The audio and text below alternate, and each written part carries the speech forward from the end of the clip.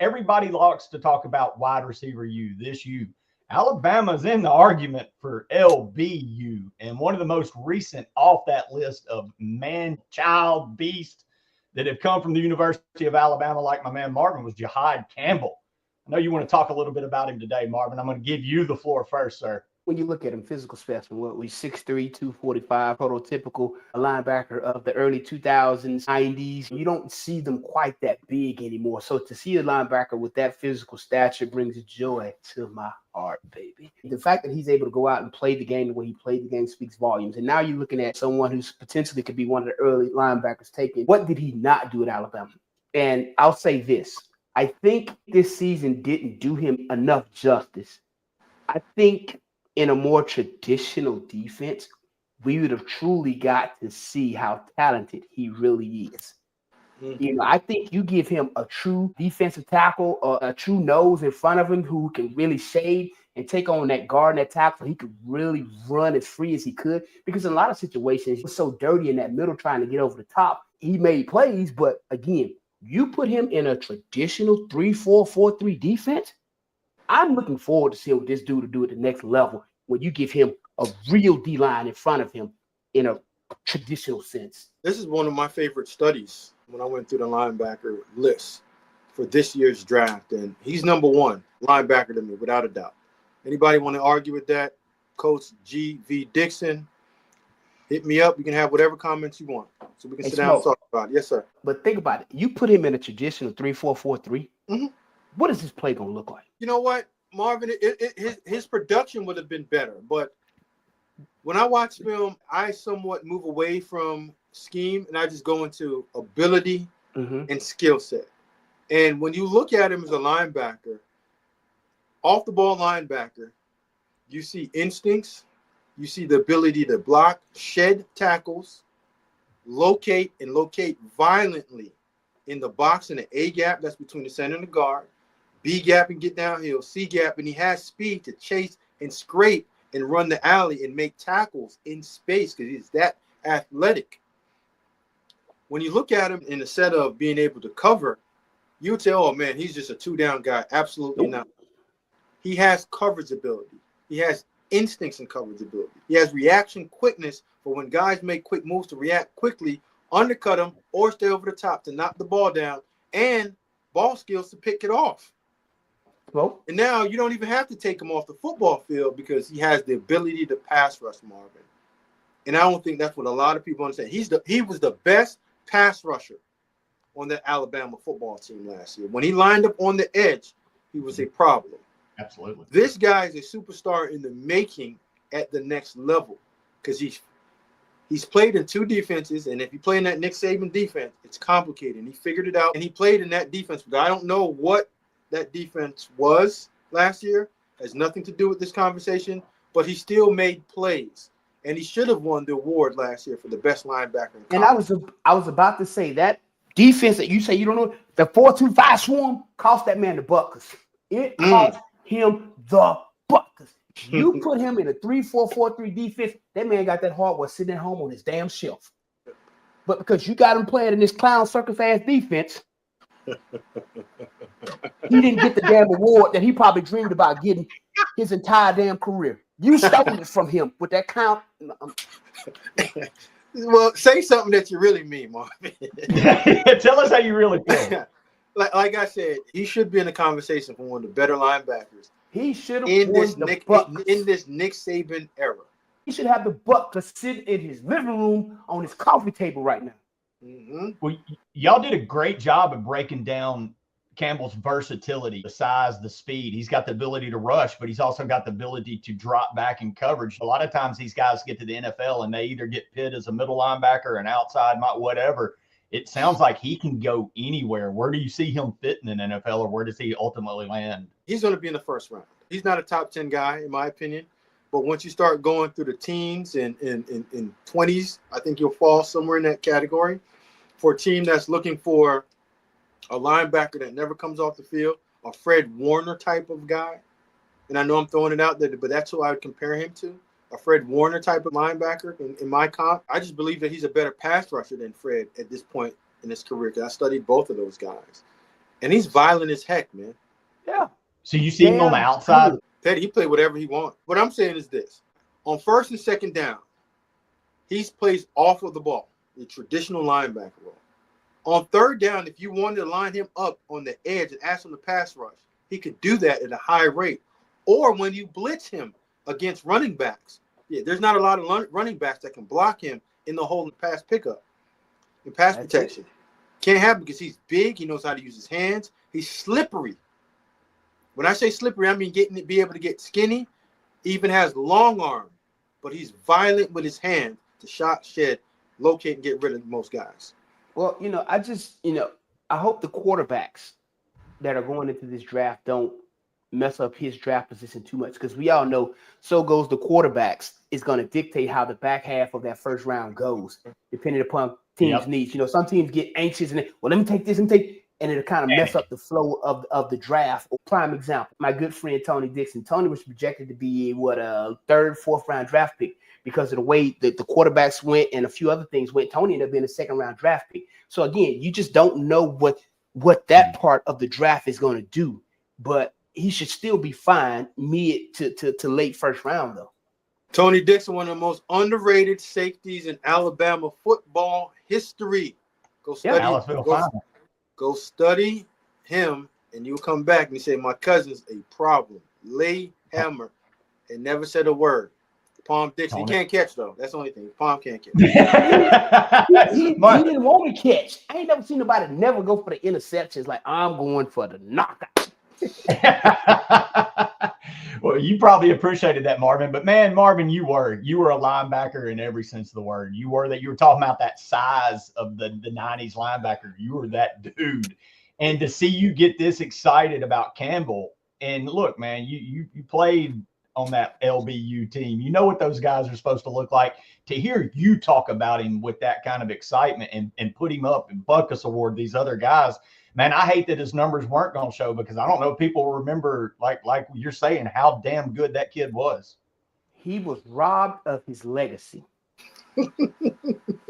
He was robbed of his legacy. When we say it one more time, I think Justin going to cut it and he going to clip it.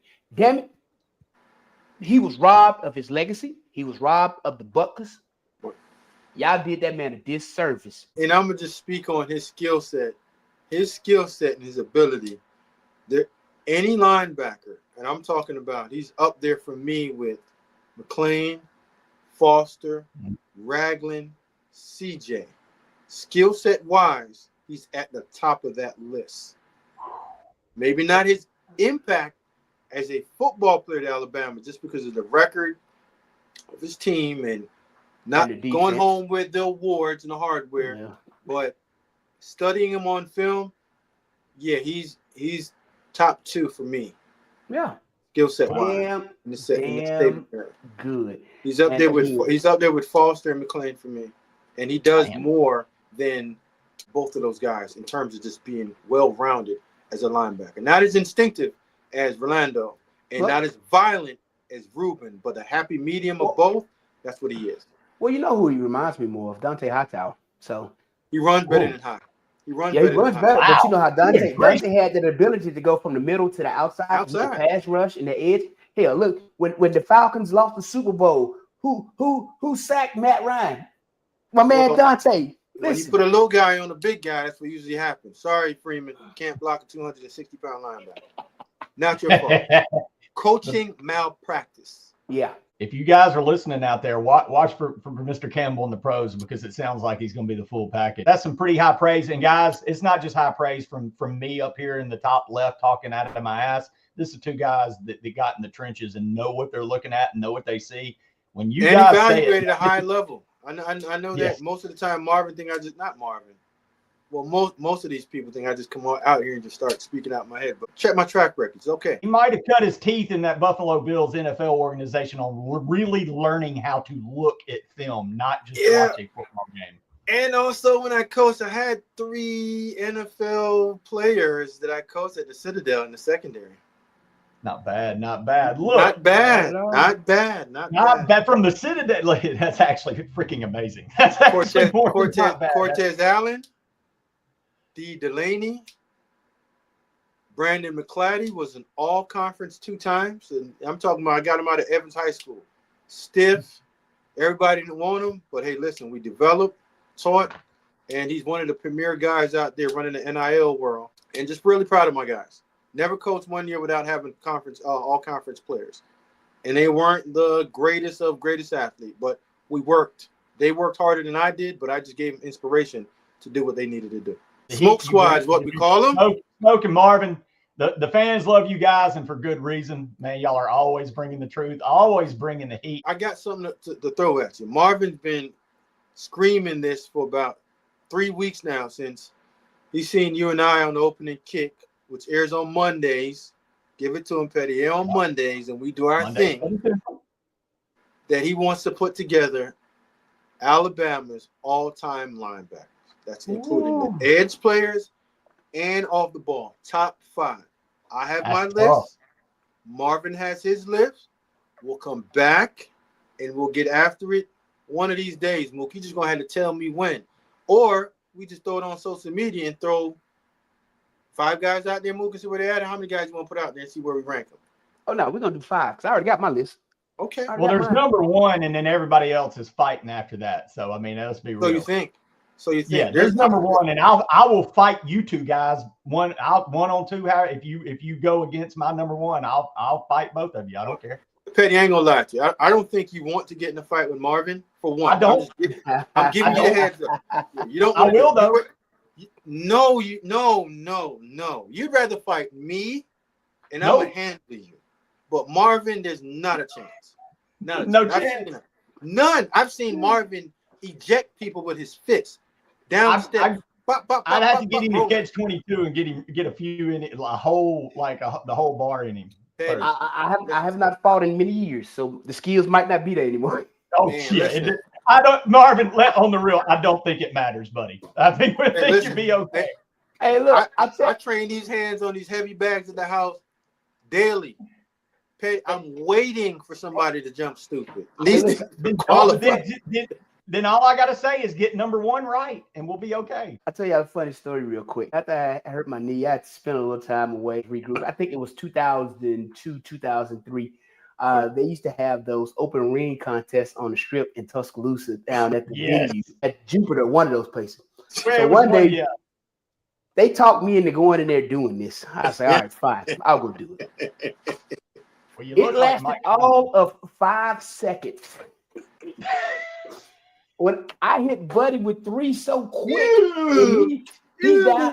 Look, he's down on the mat, laid out. All you see is his fraternity brother scooping him up, trying to get him out of the ring. The ref's like, no, it's over. I'm like, y'all got me down here for this. I didn't want to tell you that story, Pettey, but I'm trying. No, I knew it. I already knew that story. Like, I remember when them idiot frat dudes would get in there. I'm gonna be honest. I'd have been in the ring and they'd been putting my gloves on, and I'd have turned around and saw Marvin, and I'd have walked my ass right out of that ring. I would have been gone. Hey, I'm telling you, I didn't even break a sweat. It was like 3 seconds. It was like, hey, Marvin, sometimes I was telling Pettey the other day, he was on the phone talking. Like, there are days that I just was like, you know what? Bad day at practice. Weight room, TJ got all over my back. You know what? I'm waiting for one of these idiots to say something to me so I can just fire on. And you guys just said, hey, you back. Well, see, what a lot of people don't know is growing up as a kid, I actually used to box at the boys' club. So me too. Me too. So I was actually trained to fight at a young age. I hope everybody watching knows how easy it is to be tough in this top left screen. I would never in a million years test these 2 fellas. Well, they don't understand that in the off season we trained on heavy bag and speed bag. That was a part of our workout. It's a part of our workout. And we fought each other all the time. Tyson and Floyd Mayweather here. We used to fight each other all the time. I can't remember the guy's name, but he used to be one of Muhammad Ali's trainers. He was actually trying to get me to move.